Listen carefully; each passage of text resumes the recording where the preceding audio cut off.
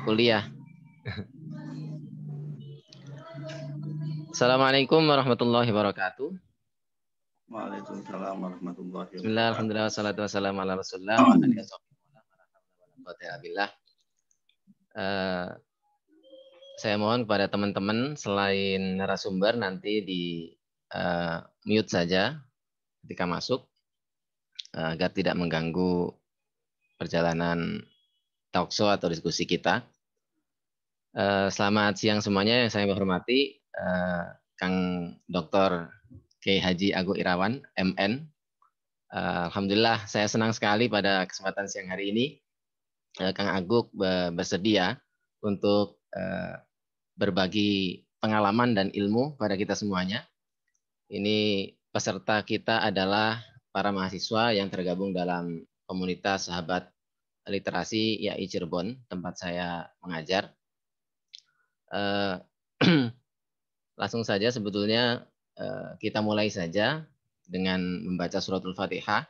Kita hadiahkan khususnya kepada guru-guru kita semuanya, masyayikh kita, para kiai yang telah mendahului kita, para habaib, dan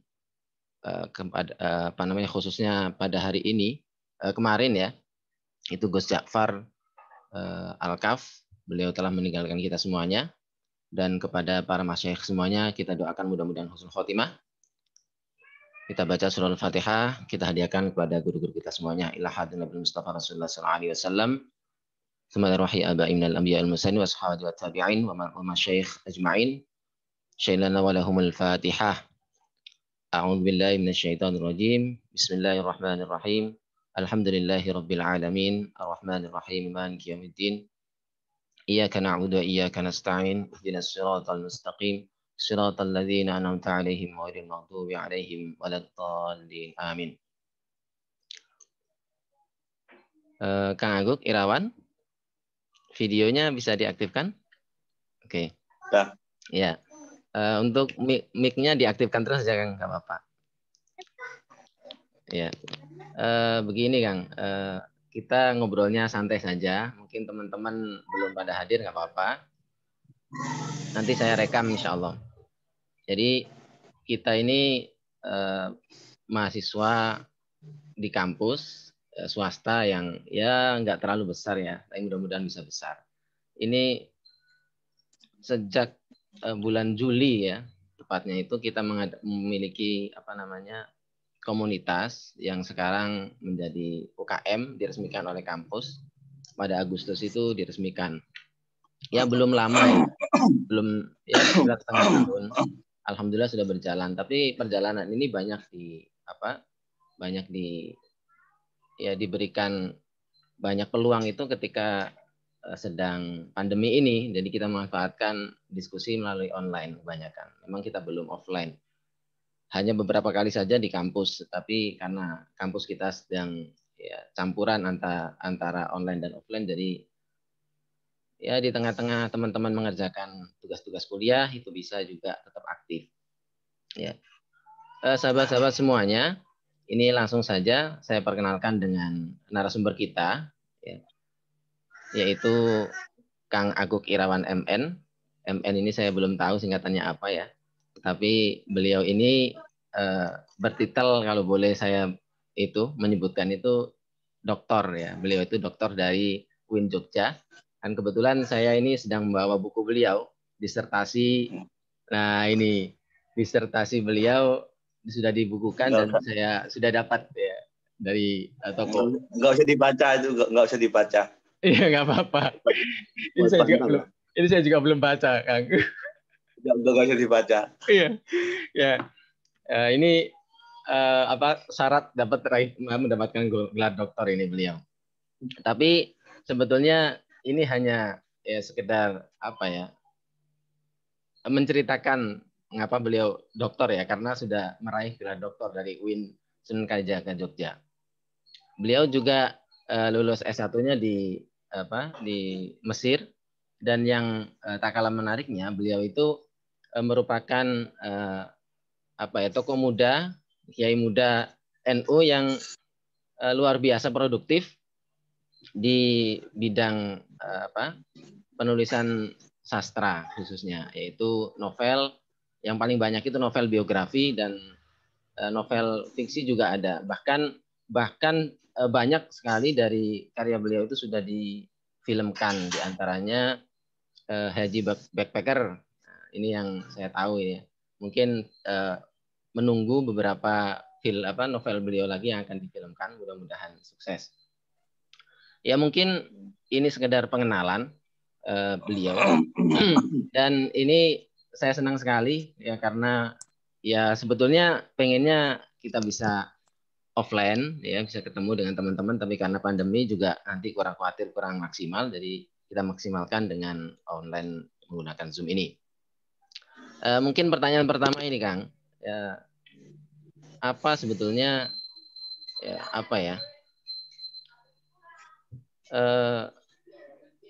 yang membuat Kang Agung ini produktif sekali dalam menulis buku ya, menulis artikel, buku dan sebagainya.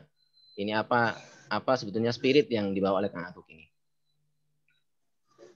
Mangga. Oke, terima kasih. Assalamualaikum warahmatullahi wabarakatuh. Waalaikumsalam warahmatullahi wabarakatuh. Alhamdulillah rabbil alamin, Muhammad shallallahu alaihi wasallam Muhammad wa ala alihi wa ashabi ajmain, amma ba'du. Yang saya hormati Ustadz Mas Hari Pangausuh. Ustadz Mas Hari Pasa Ungu ya. Itu dari Pasa Unggul itu. Mirip-mirip lah ya. Jadi kalau saya kalau dari jauh ini sudah 11-12 lah. Tapi kalau dari dekat semakin tidak. Semakin tidak mirip. Ya, bangga sekali punya teman yang artis, yang pejabat juga. Sahabat-sahabat semua, literasi, Mbak Latifah, Mas Aditya dan sebagainya yang ada yang sedang bersama saat ini.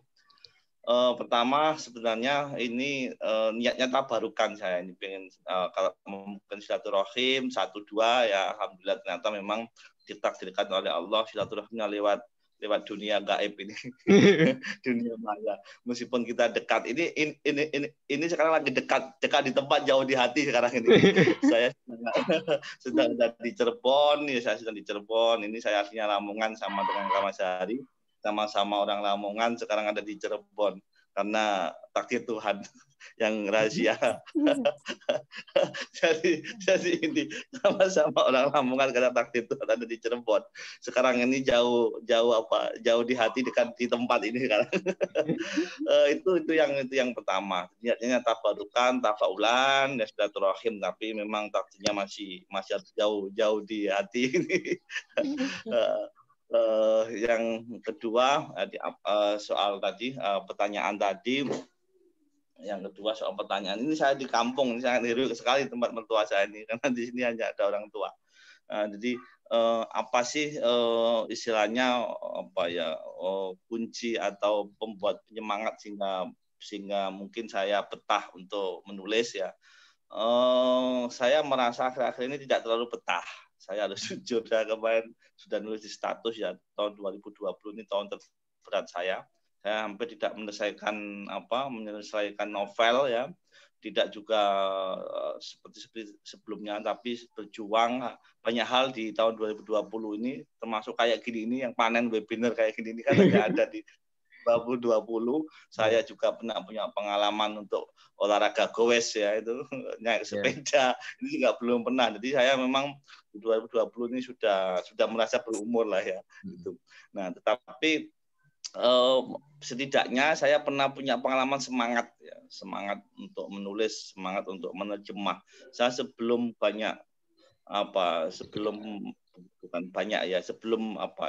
belajar menulis dan dibukukan, saya sudah terlebih dulu belajar menerjemahkan dan dibukukan.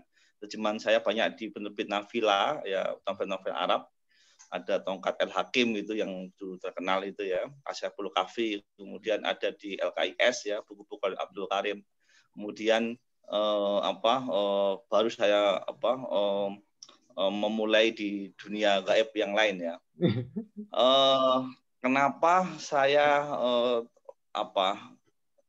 bentar ini anak saya ini lagi. Ini mau lihat ini. Nah, itu dia. Dadah, Dik. Ya. Ya, bapaknya kalau di kampung begini nggak apa-apa ya. Yes. Pertama,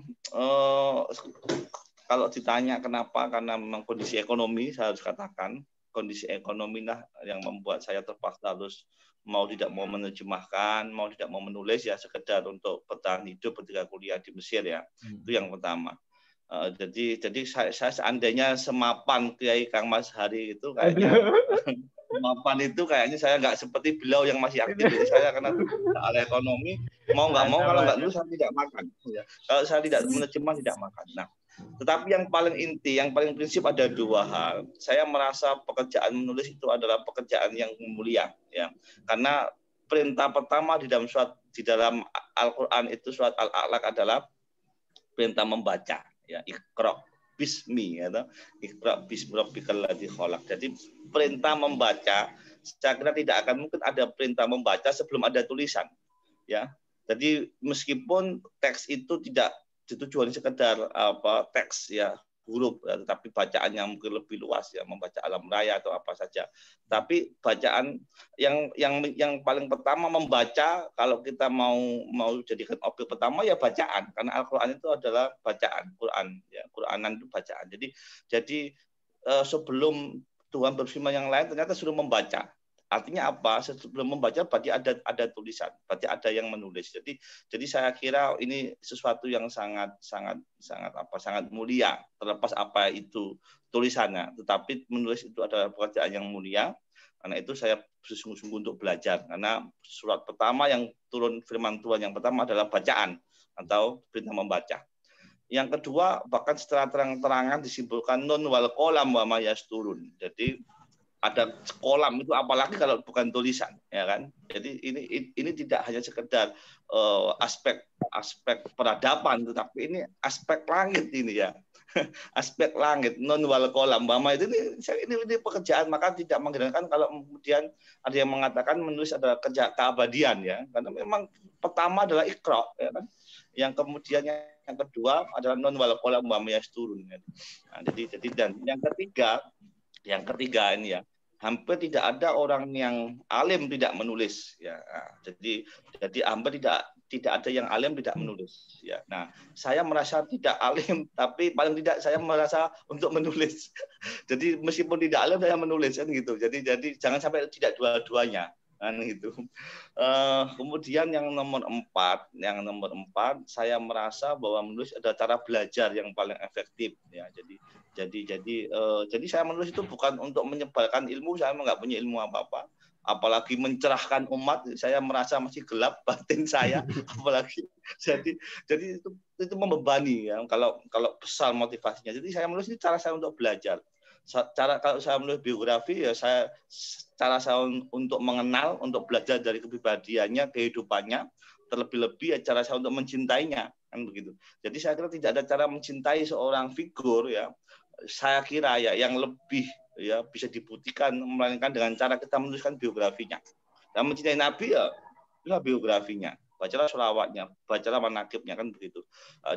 Jadi ini yang mendorong sehingga di usia yang sudah mulai batuk-batuk ini ya saya tetap tidak belajar menulis ya, terlepas nanti itu apa hasilnya.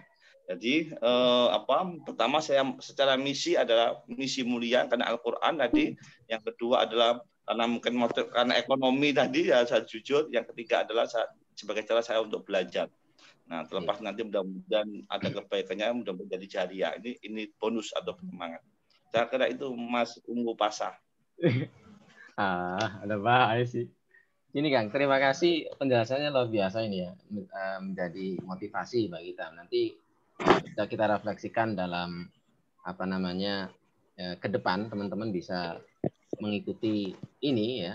Paling tidak nanti setiap teman-teman kan punya motivasi masing-masing.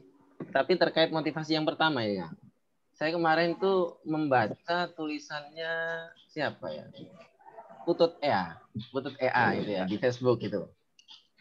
Terkait dengan masalah kondisi ekonomi dan kaitannya dengan apakah penulis itu menjadi sebuah apa namanya pekerjaan yang layak gitu ya, maksudnya yang dapat memberikan peluang pekerjaan yang layak gitu secara ekonomi itu Kang.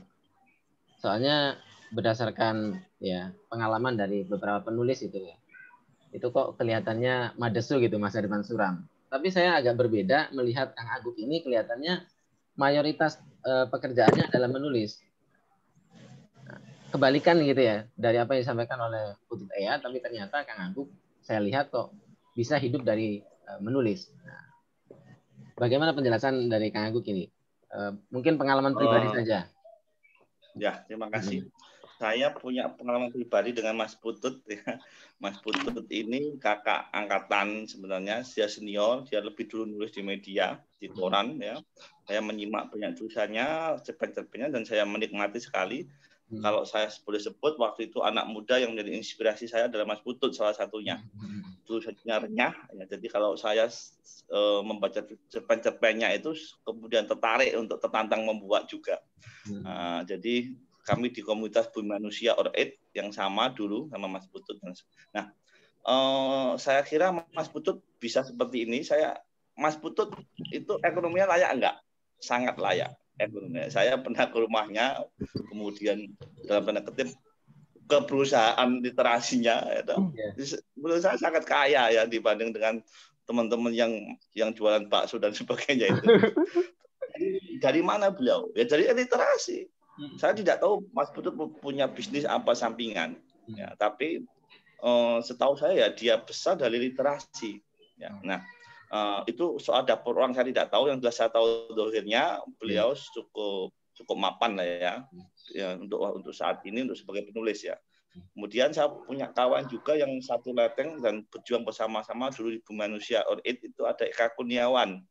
Ya, saya pernah ketemu Mas Eka ini juga sangat sekali, sangat mapan sekali ya, secara ekonomi ya. Dulu kita itu ya untuk menuliskan di Quran aja susah. Akhirnya kita membuat website sendiri, Bumi Manusia Or8 itu kita bisa naik. Artinya memang ada proses ya, ada proses. Nah, saya tidak tahu untuk saat ini ya bagaimana kondisi perbukuan soal royalti. Tetapi sebelum pandemi saya masih alhamdulillah masih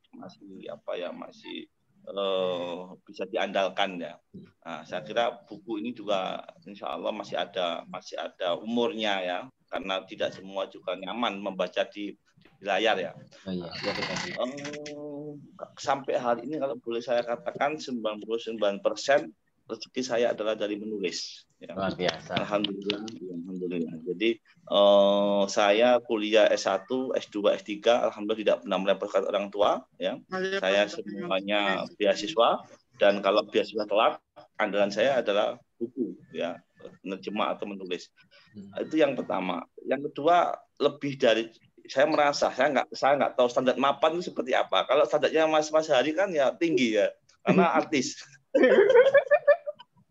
Tapi standar saya ini sudah alhamdulillah ya, ada kipas angin jalan di belakang saya, itu sudah saya nikmati sekali, sebuah kemewahan.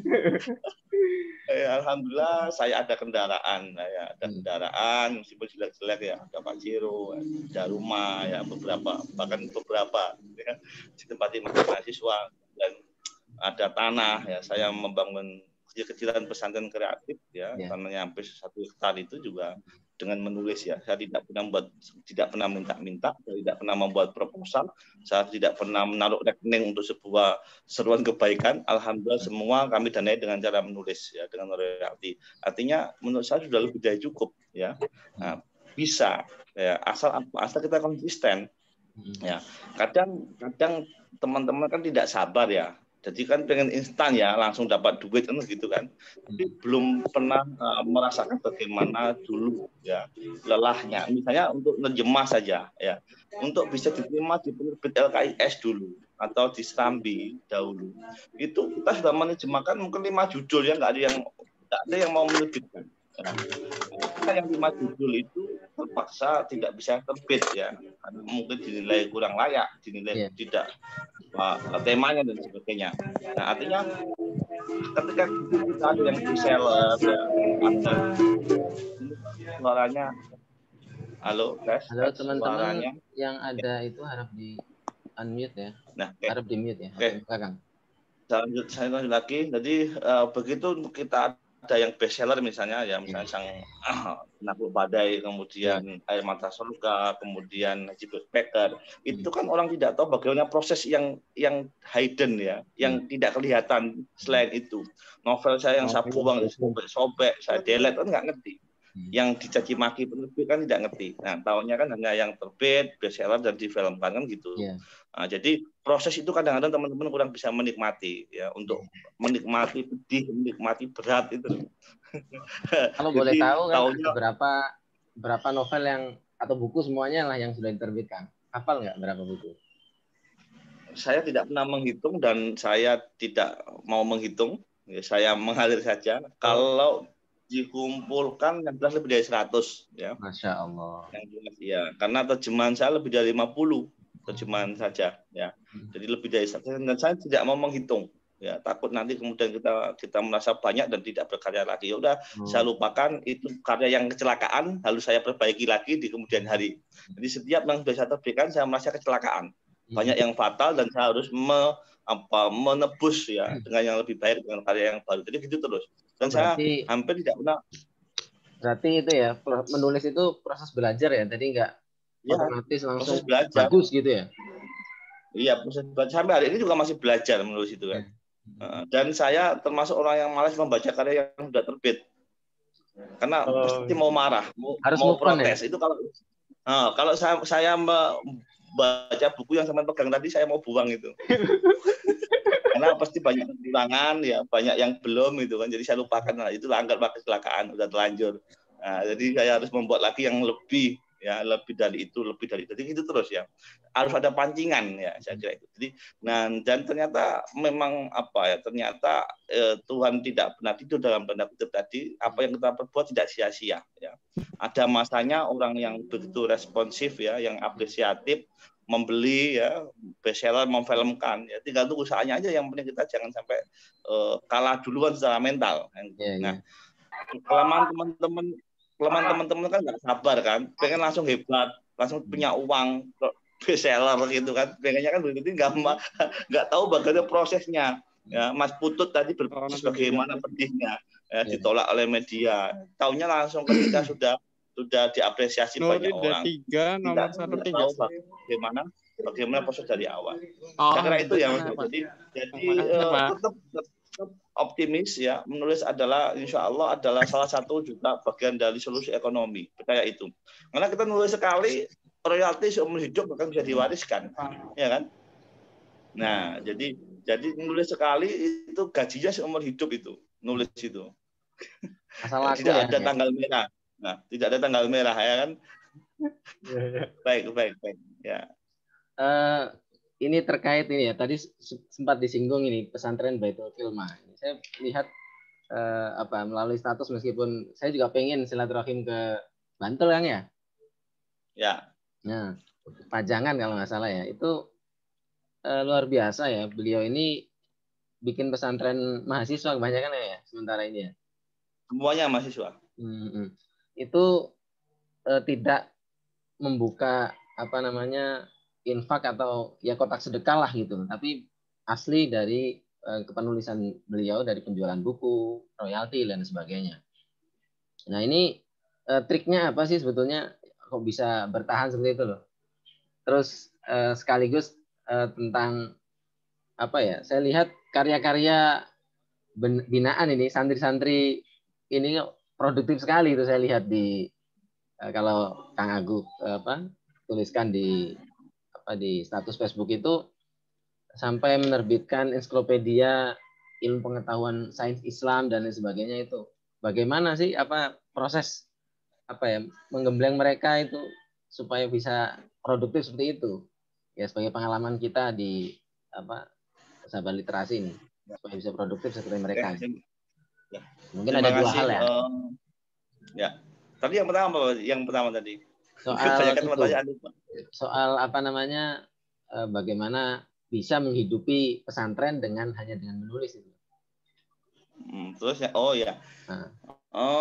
ya, memang kita dari awal ya, tirakat kita ini diantara ada tirakat menulis ya, tirakat kita bersama sudah komitmen kita membangun gubuk ini hanya dari keringat kita, ya, dari keringat kata-kata kita, ya. Karena kita membuat nama Baitul Qimah, rumah kata, ya, jangan sampai katanya jadi proposal. Kita bikin proposal. Ya, sampai hari ini saya sama teman-teman saya mengharamkan membuat proposal untuk pesantren. Jadi kalau misalnya ada pemerintah yang mau ngasih perpustakaan, ya mau ngasih buku beberapa kali, pemerintah kalau buat proposal kami tolak. Ya, kami kalau mau kasih, kalau buat proposal kami nggak bisa. Kami hanya bisa menulis, tapi nggak bisa membuat proposal. Luar biasa. Ini memang ya ini komitmen bersama ya dengan teman-teman. Jadi di antara banyak pesantren yang berlomba-lomba membuat proposal, saya pernah kritik di dalam cerpen saya Kiai Madrikun itu, ya bisa di Google gitu. Jangan sampai saya seperti kayak Kiai Madrikun, ya, tukang proposal kan gitu. Kita lari dari komitmen karena kita nggak bisa tirakat apa-apa. Kalau Kiai dulu itu kan tirakatnya luar biasa, ya, puasanya, ngajinya, apa itu zuhudnya. Kami nggak bisa puasa, kami nggak bisa zikir lama-lama, paling tidak kami bisa tirakat, tidak minta sumbangan. Kami tidak membuat proposal. Nah, dari mana? Dari literasi. Saya masih yakin bahwa literasi punya kekayaan karena firman Tuhan tadi itu saya yakin Iqra itu ya Quranan bacaan itu. Dan Allah Maha Kaya. Saya yakin Allah Maha Kaya dan Dia menyuruhkan kita untuk membaca, dan membaca itu nggak bisa tanpa bacaan. Kita yakin dengan Allah Maha Kaya dan perintah itu saya yakin akan mencukupi, ya, meskipun pelan-pelan, ya, tidak seheboh yang tiba-tiba lantai 4, lantai 5 itu pasti itu rekening masuk nyasar banyak itu. Kita ini kan memang pelan-pelan, ya, bisa beli semen 1, ya beli semen 1. Yang penting kita berdiri tegak, tidak memohon, ya, tidak nyebar rekening gitu. Ya, itu. Jadi yakin bahwa di dalam literasi itu ada ekonomi. Saya yakin karena saya sampai hidup sudah umur 40 ini, yang 41 malah.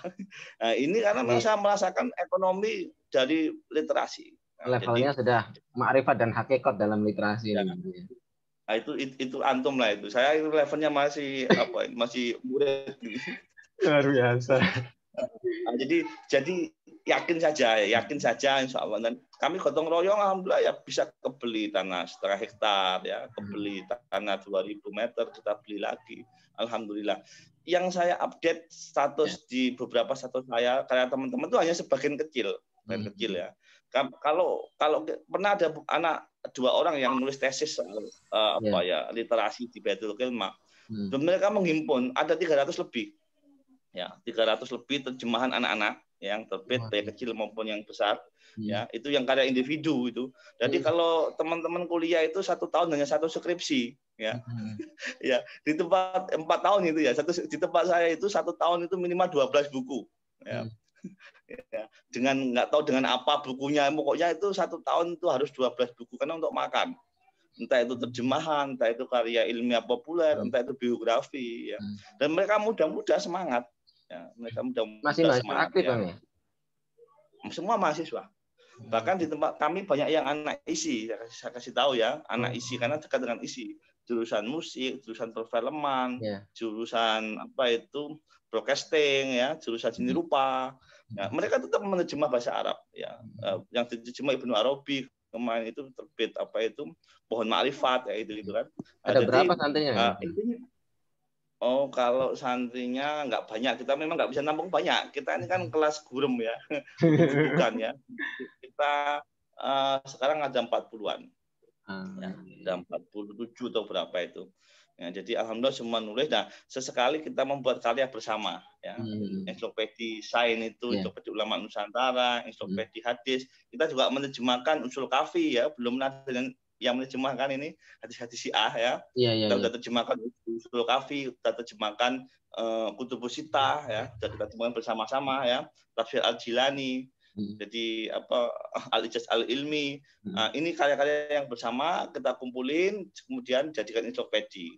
Nah, ada yang karya-karya pribadi. Artinya anak-anak muda itu kan punya tenaga yang baru, semangat yang baru, keinginan tahunya yang baru, kemudian pencarian diri yang menggebu-gebu itu kalau disemangati itu luar biasa sebenarnya. Nah, kadang-kadang kan orang mencari jati diri dengan apa? Ya kan saya kasih semangat, kamu mau jadi petani enggak, kayaknya kamu enggak bakat, saya bilang. Mau jadi montir sepeda juga tenagamu enggak mungkin. Kena oli aja udah takut, saya bilang. Mau jadi apa itu? Mau jadi petani enggak mungkin, kamu enggak tahan panas, saya bilang itu kan. Nah, ya mau enggak mau ya minimal kamu jadi penulis. Nah, ini minimal ya. Kamu nanti di mana saja itu masih tetap bisa dipakai. Mau jadi bangker, mau jadi seni rupa, seniman lukis, itu masih bisa dipakai. Jadi anak-anak muda ini punya semangat yang menggebu, punya tenaga yang lebih baru, kemudian pencarian jati diri. Kalau dirongrong ya, dirongrong tadi dikasih semangat itu potensinya keluar semua. Nah, ini termasuk rahasia saya kenapa saya itu senang berkumpul dengan teman-teman muda. Saya biar katut itu loh, katut semangatnya itu loh, semangat mudanya itu loh. Jadi meskipun sudah berumur begini masih kelihatan muda. Jadi masih itu kayak berarti. Nah, itu ya, itu Mas ya. Jadi nah nomor dua teman-teman di kami ya semaksimal mungkin ya kami tidak perbolehkan mendapat kiriman ya biar nanti biar semangat ya nanti kalau ketahuan kami keluarkan ya. Jadi itu benar-benar tirakat ya kalau pandemi ini memang kami agak longgar ya karena memang susah ini ya. Jadi di luar pandemi ya, dan alhamdulillah teman-teman bisa mandiri semua, gemuk-gemuk juga meskipun nggak punya duit ya. Jadi ya minimal nerjemah. Kita punya kurikulum menerjemahkan buku memang ya. Oh, berarti mereka itu masuk ke pesantren itu kondisinya sudah bisa nulis atau sebagian baru belajar di Baitul Kilmah? Ya paling tidak senang. Ya senang. Kalau nggak senang nanti mesti nggak kerasan. Ya jadi senang atau miskin. Ya nyari semua belum punya pengalaman ya. Apalagi yang nerjemah dari SMA ya nggak pernah ke pondok ya. Nggak pernah ke pondok dari SMA jurusan IPA, kemudian kuliah diisi jurusan seni rupa. jurusan musik. Nah, bagaimana biar dia bisa mengerjakan bahasa Arab? Nah, itu kita punya kurikulum untuk psikologi dan secara secara silabus secara kurikulum ya untuk instan ya bahasa Arab instan 36 pertemuan 100 jam. Nah, itu jadi mangga lanjut dulu. Gimana? Ya intinya itu disemangat. Intinya itu disemangat. Kalau saya berkali-kali ngisi acara literasi ya, itu saya mengatakan 80% itu letaknya di semangat. Ya. Yang 20% itu baru teknis ya. Jadi kalau semangatnya drop ya sudah nggak bisa apa-apa. Sampai nanti juga tua juga nggak bisa apa-apa kalau semangatnya drop. Tapi kalau semangatnya itu semangatnya itu membara itu mau umurnya berapa, mau kuliah jurusan apa nggak peduli. Meskipun dia seni rupa, musik tetap belajar kitab kuning juga masih semangat. Itu. Jadi dimotivasi.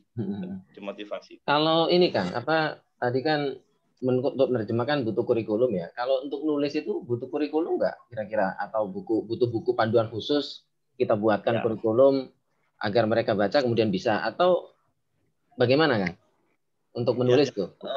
Di kita itu 10% itu teori, 10% teori. Hanya 10%. 90% praktek. Pokoknya nerjemah ya praktek per kalimat, per garis, per paragraf. Nulis juga begitu. Ini misalnya anak-anak baru ini sekarang itu semua sedang menulis novel sekarang ini. Setor setiap minggu kita bahas itu kan. Nanti kita bahas yang nulis cerpen, yang nulis novel, yang nerjemah nanti kita. Jadi mereka kita bebas untuk berkarya. Nah, jadi langsung praktek ya. Bahasa Arab juga begitu, cuma 10%. Jadi teorinya 10%. Jadi nahwu sorab instan tadi 30 jam itu loh. Mana ada 30 jam belajar bahasa Arab. Saya ini di pondok lama aja nggak bisa-bisa. Alfiah ini cuma 30 jam kan. Nah, intinya ada di praktek. Nulis juga gitu. Ya, nulis kalau nggak langsung praktek juga hanya dilihat aja ya nggak akan bisa. Praktek nanti dikoreksi bersama-sama. praktek lagi. Nanti kalau sudah dapat uang kan, mereka sudah bisa menikmati kan. Oh, iya. Nah, jadi yang sudah hampir pasti dapat uang itu penerjemah. Karena per lembar itu 20.000. Anda kan pernah jadi penerjemah kan? Iya.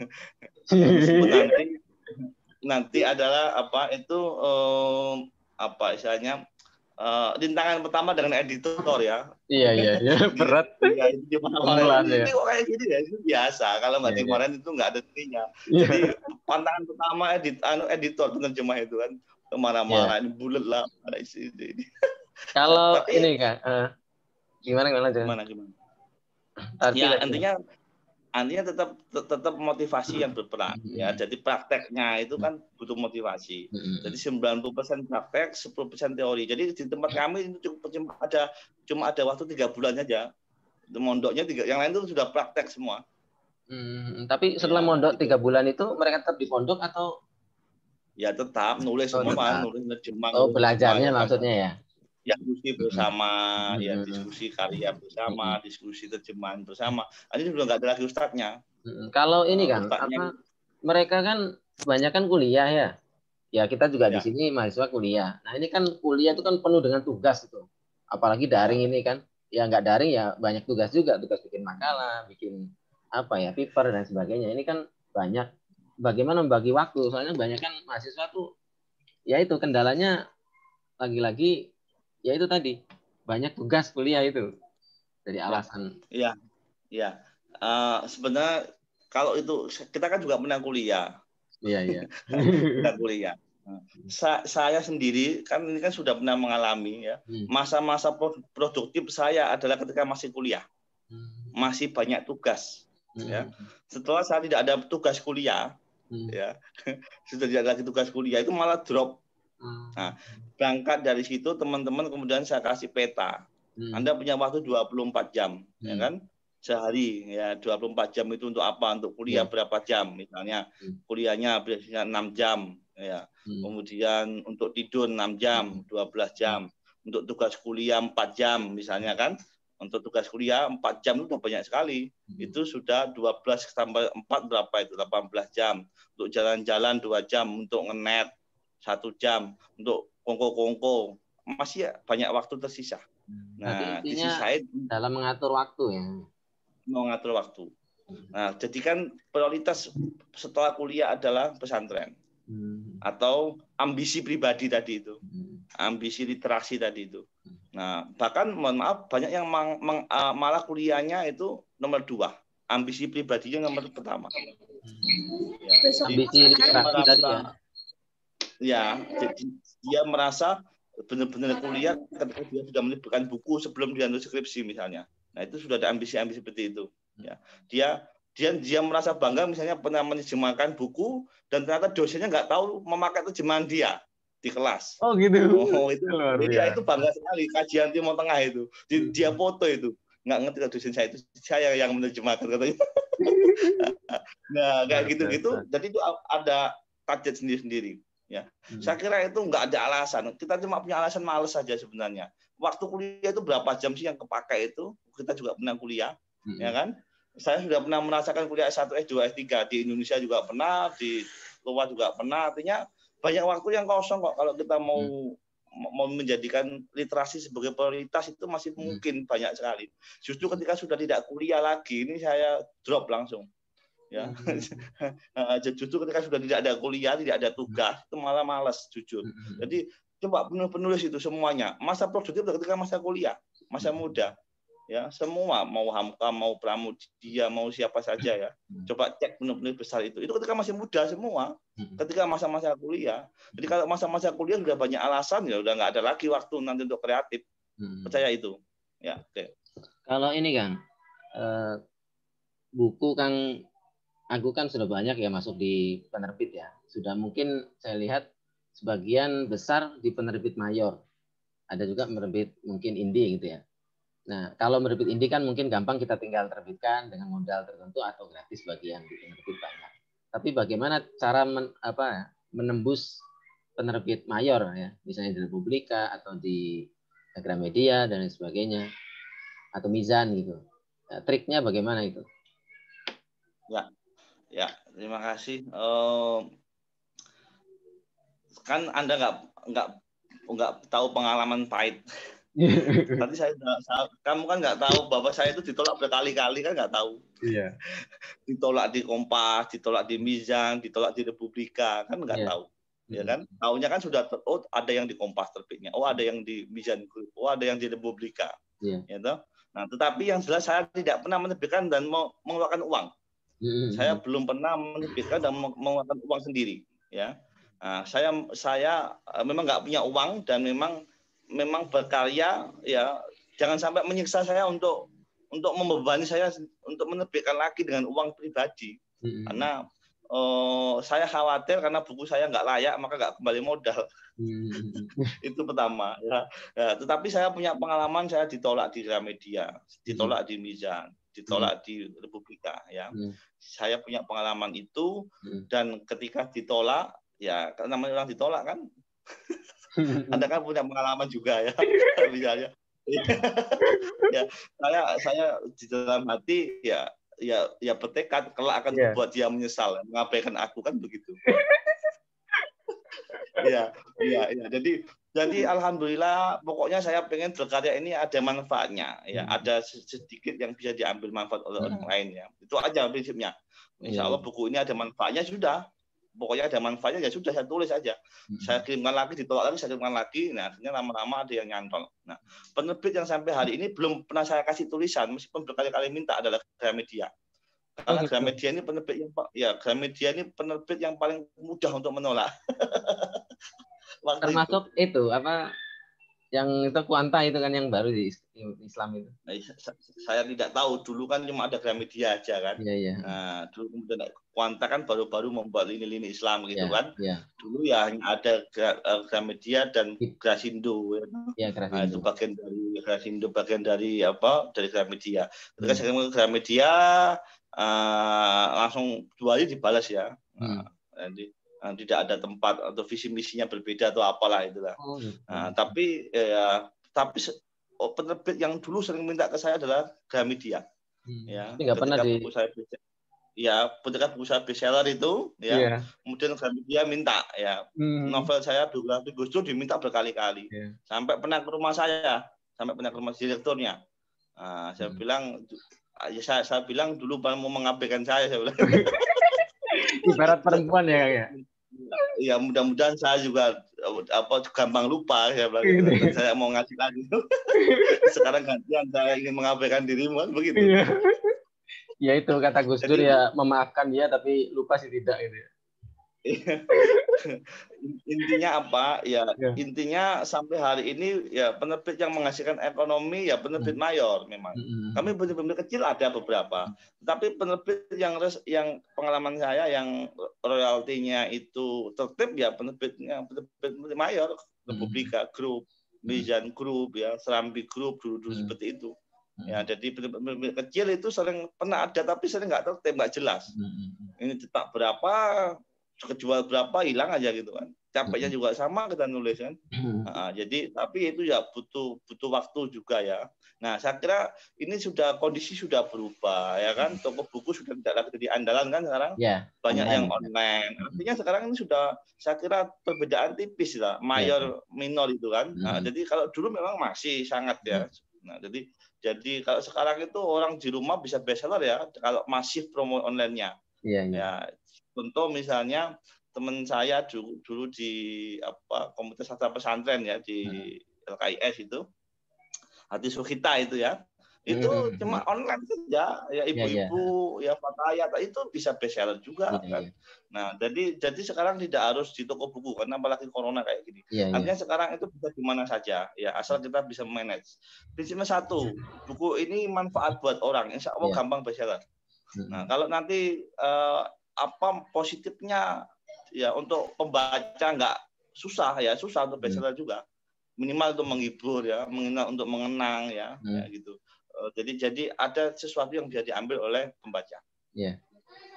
Nah, ini mungkin pertanyaan sambil saya akan menanyakan ini pertanyaan berikutnya. Ini mungkin nanti teman-teman barangkali yang mau tanyakan, disiapkan saja dulu, ya, disiapkan barangkali yang menanyakan. Tapi ini saya mau tanya, mudah-mudahan belum terakhir, Kang, ya. Ya, nanti ke teman-teman ya. Ya, ini ada satu kendala di teman-teman yang mungkin juga pernah diungkapkan oleh Kang Agung di satu pertemuan ya. Di waktu itu di IAIN Cirebon ya, saya pernah menyimak terkait Kang Agung ini kan kebanyakan nulisnya kan sastra. Ya, sastra itu menjadi hiburan. Nah, teman-teman di Sahabat Literasi, kita diskusi online di WA Group itu, mereka kebanyakan itu nulis esai, tulisan puisi, atau pantun, itu kebanyakan di antara mereka. Tapi kalau nulis cerpen dan karya ilmiah, itu khususnya karya ilmiah itu paling berat bagi mereka. Nah, Kang Agung kan berangkatnya kan dari sastra, kemudian juga kuliah gitu kan. Nah, bagaimana mengkombinasikan antara kedua ya ini genre ilmiah dan fiksi gitu dalam satu tulisan, kita bisa dua-duanya gitu, memadukan, bisa sastra juga, bisa esai juga. Saya lihat Kang Agung kan tulisannya, opininya kan masuk di Kompas, di Republika dan sebagainya. Nah, ini supaya kita bisa masuk ke semuanya gitu, termasuk di ilmiah juga, itu bagaimana triknya itu? Ya, terima kasih. Ada saatnya saya lebih suka nulis ilmiah. Ya, ada saatnya saya lebih suka ilmiah, dan ada saatnya saya lebih menganggap ilmiah lebih mudah. Ya. Ada saatnya saya lebih tenggelam dengan dunia fiksi. Ya. Nah, saya hari ini baru menyelesaikan karya ilmiah, ya, analisa tentang perubahan ideologi FPI hari ini. Insya Allah nanti akan diterbitkan di jurnal di Surabaya, ya, jurnal internasional ya. Kemudian saya kemarin juga nulis tentang 212 ya, analisa kekuasaan ya, dan sebagainya ya, untuk mobilisasi massa itu.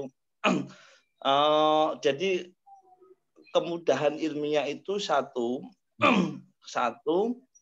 analisisnya adalah sumber nyata ya, bisa sumber buku atau sumber sosial, peristiwa sosial ya. Itu satu. Yang kedua, nggak perlu khawatir tidak ada ide, karena nulis ilmiah itu kan cuma numpuk rujukan sebenarnya, ya kan? Cuma numpuk rujukan, referensi aja kan. Nah, ini nanti baru kita memperbarui. Nanti ini mau memperkuat referensi lama atau mengerot ya, tidak sependapat dengan kesimpulan lama atau memperbarui kan gitu. Jadi saya kira menurut saya kadang-kadang lebih mudah nulis jurnal ya, apalagi kalau hanya sekedar esai, opini itu, jurnal itu lebih mudah kira. Ya, tapi ada saatnya ya, jadi kenapa mudah? Jika referensinya kita cukup, ya, buku-buku kita punya, ya, aksesnya gampang, kemudian analisis yang kita gunakan juga cocok, kemudian realita juga teorinya juga cocok. Ya. Jadi karena apa? Karena karya ilmiah itu nggak perlu pusing kita nyari imajinasi, ya. Kita nyari ide gitu kan, nggak perlu pusing kita. Sudah ada kan. Tinggal kutip ya kan, tumbuhan kutipan ya. Nanti kemudian hasilnya kita beda dikit aja udah selesai kan.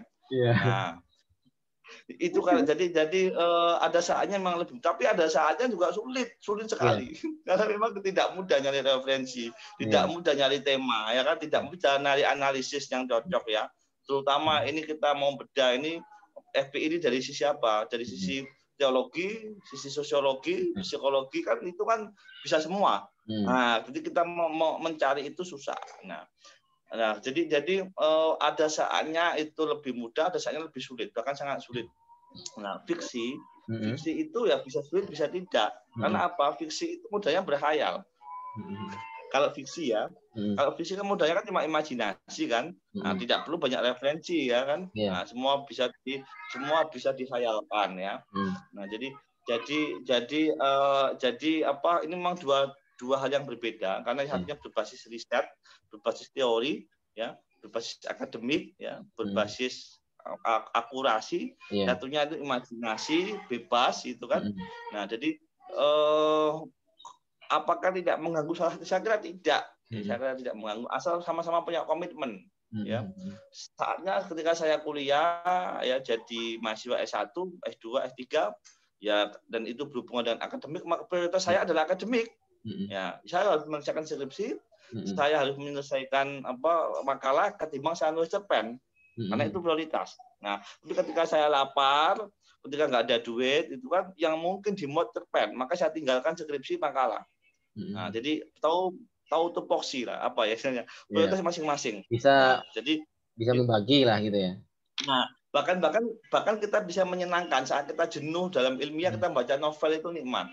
Ya, kita baca, ya kita lagi jenuh mikirin analisis tadi, perangkat teori itu muter-muter itu aja itu kan. Nah, kita membaca puisi bisa tersenyum soal rindu, soal hujan kan, adem lagi kan. Jadi saling mengisi.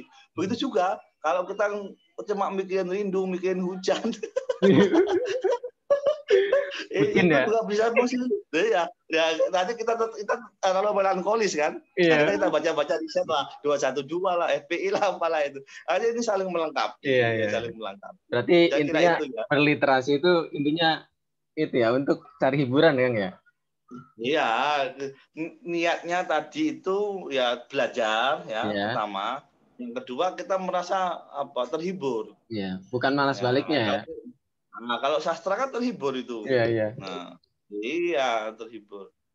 Makanya kalau untuk nulis skripsi ya baca-baca sastra akan terhibur lagi nanti. Iya. Nah, kalau ini saya lihat tulisannya Kang Agung kan sastra, tapi biografi itu kan berarti penggabungan antara fiksi, bukan fiksi ya, dia kan novel tapi biografi. Ya. Kalau biografi kan berarti kenyataan. Nah, bagaimanapun namanya novel pasti ada unsur fiksinya, ya kan? Ya kan? Masuk dialog. Bagaimanapun novel ada fiksinya, ya enggak? Yang kedua, bagaimanapun biografi berdasarkan riset ilmiah kan?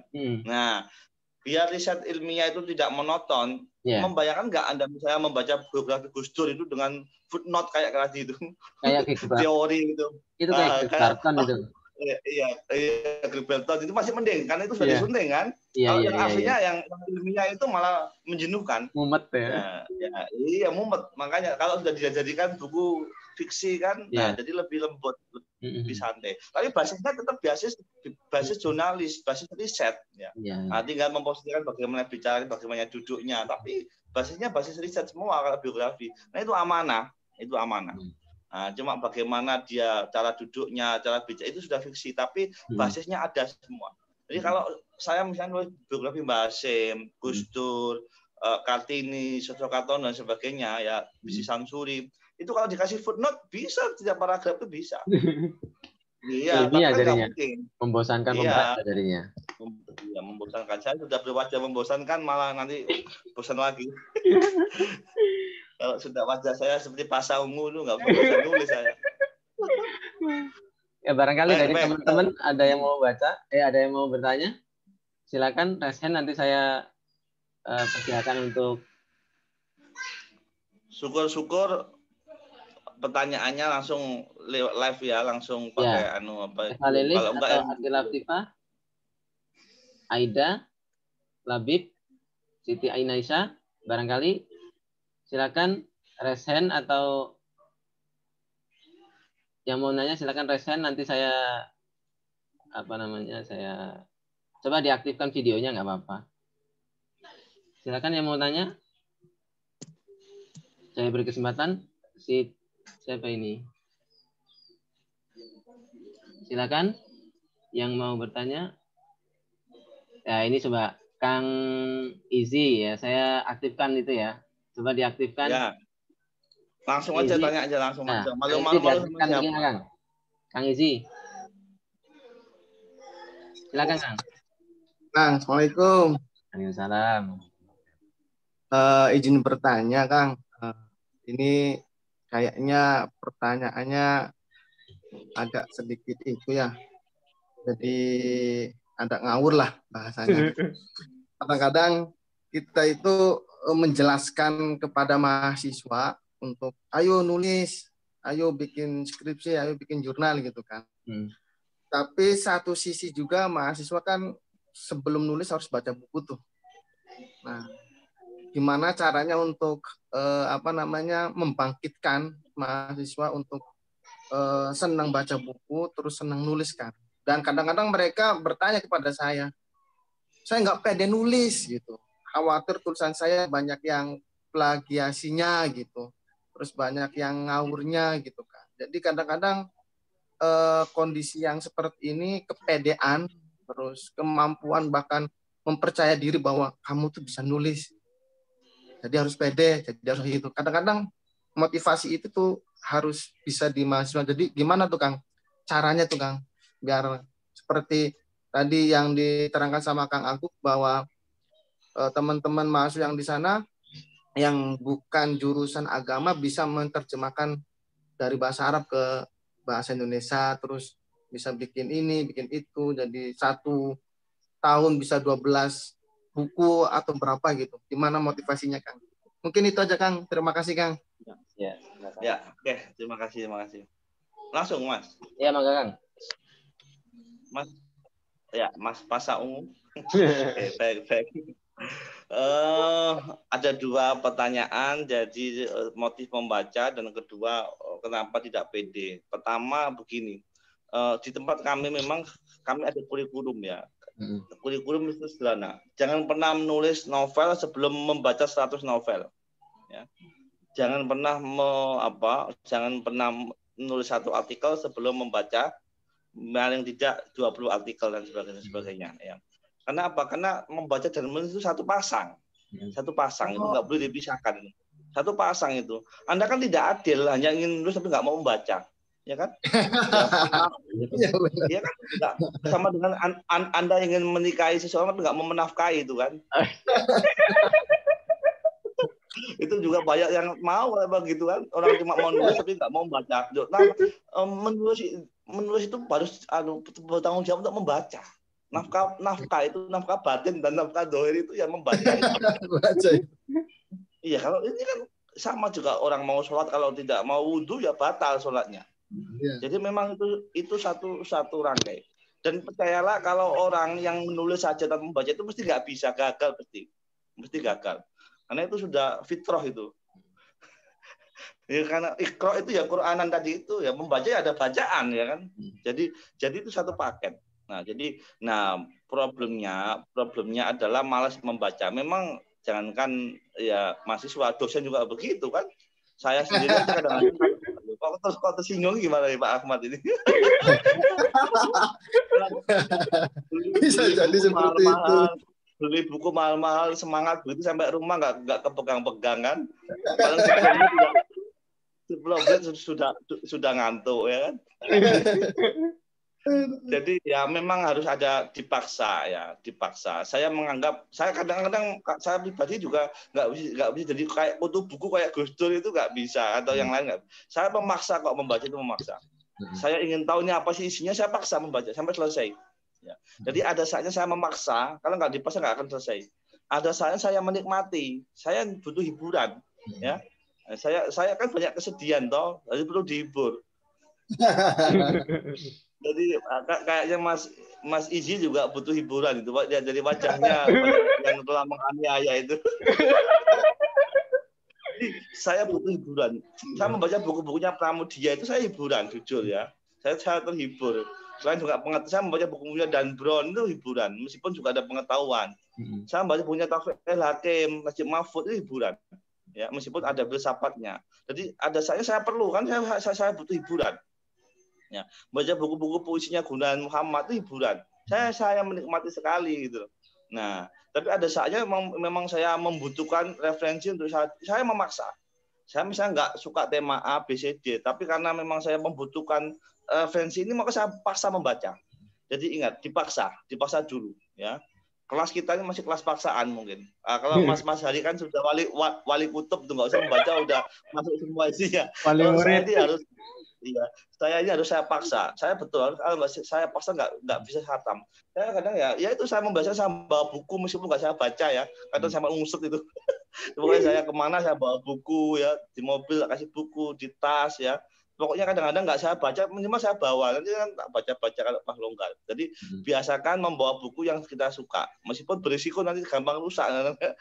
Tapi ya, itu cara kita memotivasi untuk membaca. Yang kedua memang harus dipaksa. Nah, yang ketiga kita membutuhkan hiburan. Kalau tidak itu nanti susah ya. Karena ini nulis itu ya satu paket dengan membaca ya. Itu yang pertama. Kemudian yang kedua tidak pede ya.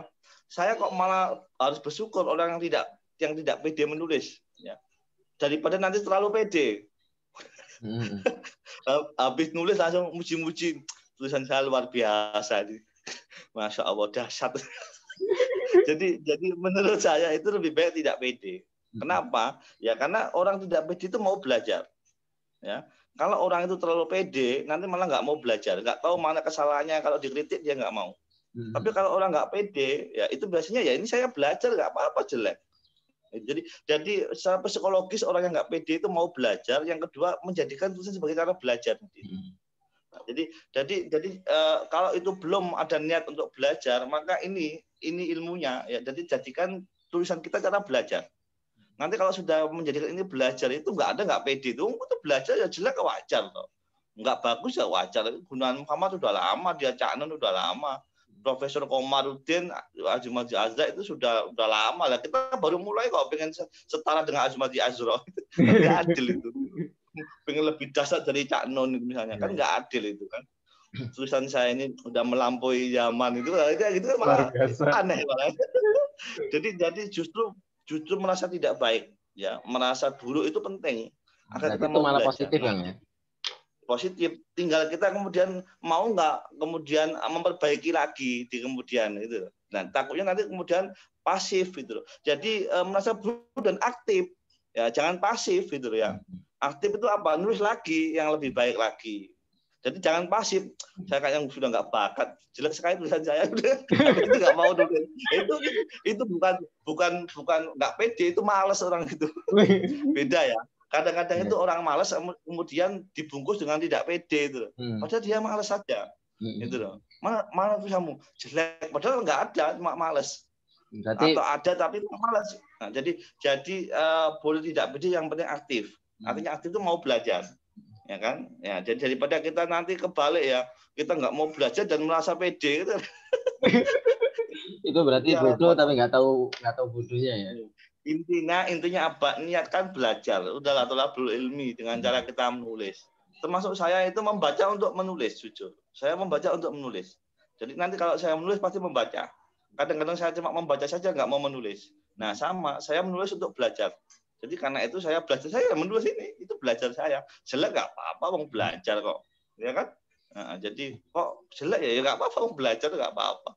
Kalau ada yang mengapresiasi, ya alhamdulillah kita diapresiasi, mau cuma belajar. Maka tadi saya bilang di awal ya, saya betah belajar menulis karena sampai hari ini kita masih belajar. Ya masih nggak ada kan selesai. Orang menulis itu kan hubungan dengan ilmu. Ya semakin kita menggayunya semakin tak bertepian, toh. Nah, itu. Saya kira itu Mas Izzy. Oke, jawabannya luar biasa ini ya. Ya cukup nyindir juga ini ya. Ini ada titipan pertanyaan ini karena penanya ini sedang ada hajatan hari Sabtu ya, jadi nggak bisa pakai mikrofon langsung. Tapi sebetulnya ini jawab pertanyaannya sebetulnya ini sederhana ini. Bagaimana caranya agar semangat kita berliterasi ini selalu menggebu, ya tidak mudah patah semangat ya dalam berliterasi, menulis maupun membaca. Ya, terima kasih. Agar kita menggebu, saya juga nggak bisa menggebu terus-terusan ya, repot. Ya, kalau kita menggebu terus-terusan kan ya repot, ya. Segas terus kan jadi gelas juga kita. Ya, tapi paling tidak kita santai ada keseimbangan, ya keseimbangan agar kita istiqomah ya di dalam literasi. Jadi tadi saya mengatakan motivasi salah satunya ya, dan itu terbesar motivasinya. Coba saya pernah membaca Mahmud Saltut ya, biografi Mahmud Saltut. Dia bilang begini. Syekhul Azhar. Jadi dia bilang begini ya, ini saya terjemahkan bahasa Indonesia aja. Jadi kalau kamu ingin hidup berkali-kali, maka membaca dan menulislah katanya kan. Jadi kenapa kita membaca dan menulis itu disebut berkali-kali hidup? Ya karena kita menjadi abadi, ya kan? Nah, jadi orang lain boleh mati, tapi kalau kita penulis, ya, nggak bisa mati karena tulisan kita masih hidup, ya, hidup dalam buku, hidup dalam benak orang, hidup dalam bacaan orang kan gitu. Nah, jadi kalau kita mau hidup berkali-kali maka membaca dan menulislah. Apalagi kalau mau menulis itu melibatkan banyak hal ya, termasuk bacaan, kemudian imajinasi, hati, pikiran. Jadi itu yang pertama. Jadi yang kedua, saya pernah membaca dari Imam Suyuti ya, di dalam Muqaddimah Adabut Tarikh wal Mu'allif, kata Imam Suyuti begini. Jadi saya menulis karena dua hal ya. Yang pertama, saya niat untuk belajar ya. Karena nulis ada cara belajar tadi. Yang kedua, saya merasa ya tidak ada yang saya tinggalkan sebagai amal jariah. Ya. Saya tenaganya terbatas, saya harta tidak banyak. Ya. Nah, saya berharap setiap mungkin ilmu atau yang bermanfaat dari tulisan saya kelak menjadi amal jariah yang bisa memberatkan timbangan saya ketika dosa saya begitu banyak. Nah, ini motivasi ya. Jadi nulis sebagai amal jariah. Ya, meskipun nanti isinya apa ya kita nyatakan ya ini adalah ibadah ya. Dan ibadah nulis itu adalah ibadah yang tidak bisa dihapus oleh waktu ya kalau itu sudah menjadi milik publik ya. Jadi penyemangatnya adalah tetap semangat belajar ya. Yang kedua adalah semangat amal jariah tadi ya. Kelak setiap kata ini akan hidup dan menjadi saksi yang meringankan dosa saya. Nah, itu secara spirit ya. Jadi secara spiritual ya. Tapi boleh juga Anda misalnya yang spiritnya duniawi gitu kan boleh. Saya pengen terkenal ya, boleh aja, banyak yang terkenal ya meskipun saya masih gagal di sini kan. Yeah. Jadi banyak yang kaya ya, banyak yang kaya. Majalah Forbes itu pernah merilis ya orang-orang kaya di dunia itu J.K. Rowling masuk dulu ya, tahun 2010 itu masuk ya. Banyak penulis kaya raya itu banyak. Di Indonesia ini banyak sekali. Terelie itu kaya raya dari menulis ya. Nah, itu kalau duniawi Anda ingin kaya banyak contohnya yang kaya, banyak yang populer, banyak yang lebih ganteng dengan menulis ya. Mas Hari ini lebih ganteng dengan menulis ya. Ternyata memang punya pesona ya. Kalau itu mau nilainya dunia. Kalau mau motivasinya duniawi kan boleh aja sah aja halal toh. Lebih punya pesona kayak Mas Hari kan ya boleh kan. Tapi kalau mau spiritual tadi ya ikutlah belajar. Ini cara kita belajar, cara kita beribadah, cara kita punya tabungan amal jariah kan. Imam Syafi'i, Imam Ghazali itu sudah berabad-abad ya, tapi tulisannya masih bermanfaat sampai hari ini. Hanya motivasi orang-orang besar itu jadikan semangat kita. Nah, kemudian kalau kita boleh punya semangat lain ya, saya menulis untuk hiburan. Ya saya ini cara saya bahagia. Nah, daripada saya suntuk, gagal mood, gagal move on, gagal segalanya, ya udah saya coret ini untuk cara saya eksis ya. Nah, boleh. Yang penting ada semua orang mencari pilihan ya, tidak harus sama. Jadi dibuat yang enjoy. Saya nulis untuk apa? Yes, untuk ibadah, ya, untuk amal jariah, ya, untuk saya belajar sendiri. Ya. Nah, jadi setiap orang harus menemukan itu. Nah, kalau saya harus jujur ya. Kadang-kadang saya harus nyari ekonomi dengan nulis ya. Karena kalau saya nggak nulis nggak ada royalti, nggak ada tukang. Hari Sabtu saya punya banyak tukang, ada 20-an tukang sekarang hari ini kan. Nah, saya harus menyelesaikan apa ini kalau nggak nulis kan? Tukang-tukang siapa yang bayar kan gitu. Nah, jadi termasuk nulis untuk ekonomi. Nulis kadang-kadang kita nikmati sebagai hiburan, kadang-kadang sebagai cara belajar, kadang-kadang ya kita niatkan lillahi ta'ala karena saya nggak bisa ibadah yang lain. Ibadah wirid saya nggak bisa lama-lama sholat tahajud, puasa juga berat, sodako juga ya aku ya medit juga gitu. Saya suruh Sayyidina Ali itu jangan berpikir sampai besok nggak bisa, saya harus punya tabungan untuk besok beli bensin. Jadi saya nggak bisa senekat Sayyidina Ali, nggak bisa. Nah, jadinya ya sudahlah saya niatkan inilah ibadah saya kan gitu. Nah, jadi motifnya macam-macam. Yang penting adalah jangan sampai kita diam, karena orang diam itu orang yang bingung ya. Nah, kita harus kreatif di bidang kita masing-masing. Nah, orang yang kreatif itu orang yang bahagia. Saya selalu ingat itu, orang yang kreatif adalah orang yang bahagia. Orang yang lantung-lantung nggak punya tujuan, yang nggak punya visi, tidak punya target itu orang yang bingung gitu. Nah, orang suntuk itu orang yang nggak punya target. Nah, berarti orang itu tidak bahagia. Saya kira itu. Kalau ini Kang, berarti menulis, berliterasi, membaca dan menulis itu hiburan yang gratis ya, Kang ya? Ya, hiburan. Nggak harus jalan-jalan. Bagi yang bisa menikmati. Iya, kalau belum bisa ya harus belajar menikmati. Ya. Ini pertanyaan tentang beberapa karya Kang Agung ini kan difilmkan. Itu mungkin sebagian teman itu enak ya kalau tulisan kita kayak Asma Nadia itu kan bisa masuk ke film. Nah itu ya lebih punya rasa tersendiri, bahagia atau ya puas lah gitu ya. Nah bagaimana cara bisa masuk ke film gitu ya? Apakah mengalir saja ditawari atau kita tawarkan ke production house? Ya, memang kelebihannya kalau difilmkan itu buku kita tambah laris insya Allah. Karena kan ada promo kan. Yeah. Ya, jadi biasanya juga novel yang difilmkan sudah melalui uji coba marketing yang bagus. Ya, jadi buat film itu mahal, miliaran ya. Tapi kalau kita ini meskipun buku kita bagus, kisahnya bagus, tapi marketingnya jelek, nggak mungkin PH itu mau menerbitkan. Membuat film investasi yang besar. Biasanya sudah teruji oleh pasar ya, masalah marketing gitu ya. Ini dicek nanti, dia ngecek sendiri di media, di online itu. Kalau peminatnya banyak, nanti baru dia merespon jadi film. Nah kelebihannya nanti kalau sudah difilmkan semakin laris lagi, ya itu ya. Nah jadi kemudian bagaimana caranya saya tidak tahu. Yang saya itu ditelepon saja awalnya itu. Saya nulis di backpacker, tiba-tiba ditelepon sama Falcon ya, suruh datang ke Jakarta, tertarik. Saya nulis tentang Air Mata Seruka juga begitu. Jadi saya nggak pernah menawarkan, nggak pernah saya. Saya tiba-tiba ditelepon, kemudian ya dimintain persetujuan untuk diangkat ke level. Ada yang saya tolak juga, ya. Kalau misalnya ada yang prinsipnya berbeda, saya tolak. Saya beberapa kali menolak, saya berani menolak ya, karena saya yakin masih ada yang lain yang mau, ya itu. Ada juga yang saya menyesal, setelah saya tolak juga nggak ada yang mau juga. itu sebuah idealis ya. Nah, kalau misalnya apa caranya saya nggak ngerti, tapi prinsipnya adalah membuat yang bermanfaat. Ya, buat karya yang bermanfaat untuk orang banyak, itu insya Allah mudah ya. Atau sesuatu yang unik ya. Nah, misalnya Haji Backpacker waktu itu kan masih belum ada kisah Haji gelandangan gitu kan, jalan kaki atau gimana kan belum ada. Nah, jadi sesuatu yang unik atau yang bermanfaat. Ya. Jadi ya yang unik itu ya macam-macam. Anda semua ini kan unik-unik. Mas Izzy tadi lihat dari wajahnya udah unik gitu. Apalagi kisahnya.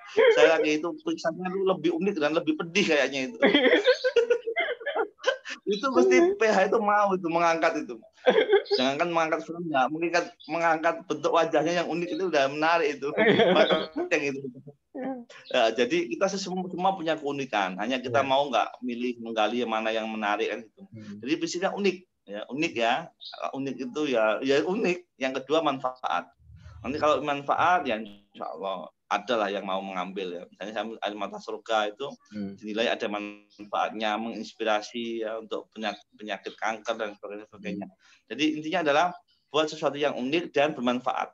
Itu insya Allah tidak hanya sekedar bestseller tapi juga ya lebih lama nanti insya Allah manfaatnya.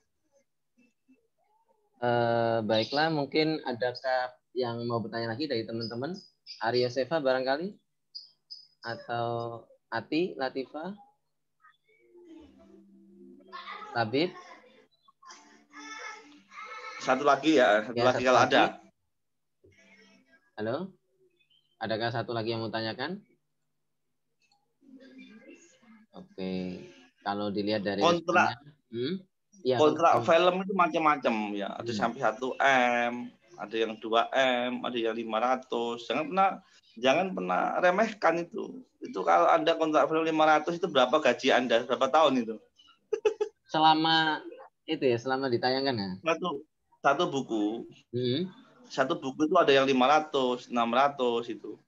Nah, 600. Nanti kalau sudah sesuai juta. Oh, juta. Satu buku di kontrak film putus. Nah, tapi nanti kadang-kadang ada bonus. Nanti kalau melampaui 1 juta penonton ada bonus. Artinya ya kita kan tidak munafik, kita butuh uang juga. Lihat dari wajahnya butuh uang semua.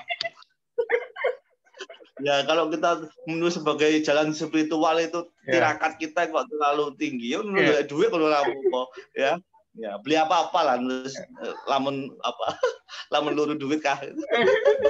Sasah bae lah. Selasa baik lah. Ya. Pokoknya kita maju baik, pantang mundur. Siap. Mungkin ini Kang sebagai closing statement ya, sekaligus menutup acara pada sore hari ini. Barangkali monggo Kang Agung sebagai closing statement. Ya. Yang pertama ini teman-teman anak-anak muda ini mumpung masih muda dan masa muda itu sekali, mumpung sebelum tampan seperti Kang Mas Hari dan setua saya. Jadi kalau Anda sekarang tidak kreatif, jangan berharap tua Anda lebih kreatif, tidak akan mungkin. Karena waktu emas adalah golden age-nya adalah masa-masa mahasiswa. Jadi sekarang ini adalah masa yang baik untuk kreatif. Nyari bakat, ya nulis apa saja yang penting adalah kreatif. Novel, cerpen, ilmiah yang penting kreatif. Ya. Dan percayalah orang yang kreatif itu lebih berbahagia ketimbang orang yang tidak punya orang yang malas ya. Lontang lantung, gagal mood, gagal move on itu orang yang paling sedih itu. Nah, jadi orang kreatif adalah orang yang bahagia. Jadi mumpung masih muda terus berkarya. Itu yang kedua. Yang ketiga, nanti kalau sudah jadi tulisan dan mungkin bingung mencarikan penerbit, saya bantu. Ya, nanti minta nomor HP saya ke Mas Pasa Ungu ini ya. Nanti saya kasih beberapa kontak-kontak penerbit. Percayalah, insya Allah ada karya, ada apresiasi dari karya Anda yang memang tepat ya pada saatnya. Jadi harus optimis ya, akan ada orang yang mengapresiasi. Saya kira itu ya Mas Pasa Ungu. Saya mohon maaf kurang lebihnya ya teman-teman. Ya, yang penting kita jaga silaturahim. Ya. Assalamualaikum warahmatullahi wabarakatuh. Waalaikumsalam warahmatullahi wabarakatuh. Barangkali ini dari saya selaku moderator dan penyelenggara mewakili teman-teman sahabat literasi Cirebon. Pertama mengucapkan terima kasih yang sebesarnya kepada Kang Agung Irawan, MN. MN singkatan apa Kang? Nanti di WA aja ya. Oke, siap. Tadi sebelum sempat tanyakan ya. Di orang tua itu, nama orang tua. Oh, orang tua. Oke. Bukan gelar itu. Ya, siap. Nanti sampai bisa Kang Mas Hari PU. Oh, apa itu? Enggak, antum nanti bisa Mas Hari PU Pasa Ungu ya, bisa. Atau MPU, mirip Pasa Ungu gitu. Ya, oke. Ya. Ucapkan terima kasih yang sebesar-besarnya atas waktu dan pengalaman serta ilmu yang telah dibagi pada kita semuanya. Mudah-mudahan kita dapat mengambil manfaat yang sebesar-besarnya dan ke depan lebih produktif lagi. Ya, sebetulnya kita kan semangatnya adalah semangat tahun baru ya, sebagaimana poster yang kita bagikan kemarin itu New Year, New Spirit ya, New Program dan New Book ya, New York ya. Insya Allah, amin. Dari karya baru. Jadi teman-teman di sahabat literasi ini baru sekitar setengah tahun menerbitkan buku kumpulan puisi ya. Nanti target kita sih sebetulnya nanti 1 tahun ini bisa 1 mahasiswa minimal 1 buku ya, 1 anggota. Ya. Mohon nanti bimbingan dari Kang Agung. Kita silaturahim kapan-kapan kalau ada waktu teman-teman ya, mungkin kita adakan jalan-jalan atau piknik ke Jogja lah, ke Baitul Hilma untuk memupah semangat ya. Supaya kira-kira diperkenankan nggak Kang? Jalan-jalan ya, habis pandemi ya, insya Allah vaksin. Ya, habis pandemi ya. Mudah-mudahan nanti pandemi segera berlalu dan kita bisa main-main ke Jogja untuk ngaji literasi. Demikian dan terima kasih kepada para peserta semua yang telah aktif di Zoom. Nanti akan di-share di channel YouTube, mengingat beberapa kawan ini belum bisa gabung. Sebetulnya ruang Zoom kita terbuka sampai 100 orang, ternyata yang masuk ini sekitar 9 orang. 200. Ya 900 lah, 900. Ini banyak para malaikat di sini yang ikut bergabung. Amin ya. Ya kan setiap majelis ilmu ada malaikat yang menaunginya. Mudah-mudahan ini bagian dari hal yang positif dan bisa mendapatkan rahmat dan berkah dari Allah SWT. Ya mungkin demikian dari saya. Mudah-mudahan bermanfaat dan mohon maaf atas segala kekurangan. Kita lanjutkan. Mudah-mudahan nanti bisa ya dengan offline ya supaya lebih dekat ya. Demikian. Wallahu muwaffiq ila aqwamit thoriq. Kita tutup dengan baca alhamdulillah. Alhamdulillahirabbil alamin. Kita mungkin perlu foto bersama dulu kan? Mohon diaktifkan itunya, videonya. Kawan-kawan, diaktifkan videonya. 1, 2, 3. Oke. Ati Latifah mau diaktifkan videonya. Siti Inaisha, Nurdiana, Aida mau diaktifkan. Silakan diaktifkan videonya. 1, 2, 3. Ada lagi? Jangan lama-lama senyumnya. Oke. Garing. Ya, ya. Udah ya. Oke, terima kasih Kang. Assalamualaikum Sama-sama. warahmatullahi wabarakatuh. Nah,